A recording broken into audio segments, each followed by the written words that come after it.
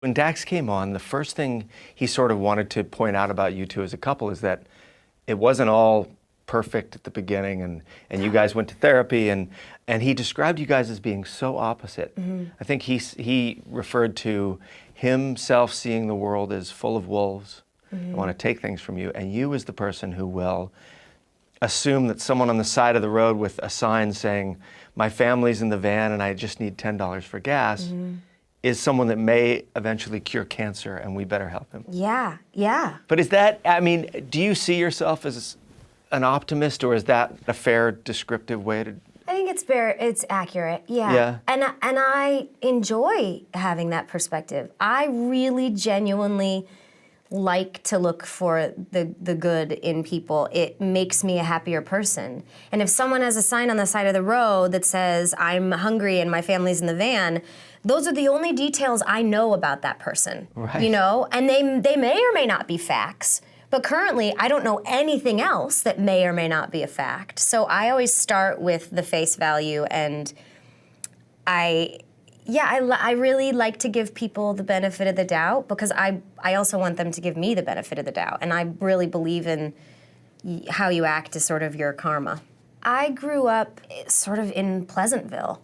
I grew up in a somewhat religious family, and you are given a very clear divider between good and evil and black and white. And I, again, accepted that at face value. I wasn't really ever taught to question things.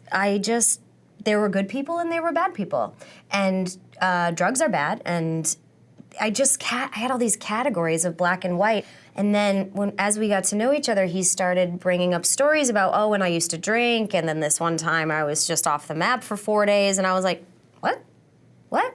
And then he talked about his drug addiction, and then I reacted because it scared me. Yeah. Because I wanted him to be good. I wanted to put him on this pedestal. I didn't want to have to grow up and start acknowledging that people are fallible and that people make mistakes and that everybody is very well-rounded. And I didn't want to get rid of that idea of black and white and good and bad, because it was an easy way for me to navigate the world. And it's harder when everything's gray. Yeah. And when you acknowledge that people make mistakes, and people that have done awful, awful things, sometimes they deserve forgiveness. And it scared me because I'd never really known anyone that had struggled with addiction. I didn't know much about the disease, and I didn't want him to be a bad person. Right. You had to change your system of thinking about people to accept him into your life, or something like that. He has rerouted all my neurons and the way that I think. So he wasn't necessarily who I pictured I would be with. When I was in my early 20s, I thought, I'll probably marry a Greenpeace worker, and I don't know, he'll be like a social justice lawyer or something, and we'll save the world together. And I mean, I married a hillbilly from Michigan, which I desperately tried to get out of. A crack-smoking hillbilly. A crack-smoking hillbilly. Like motorcycle racer. And I'm lucky he has all his teeth.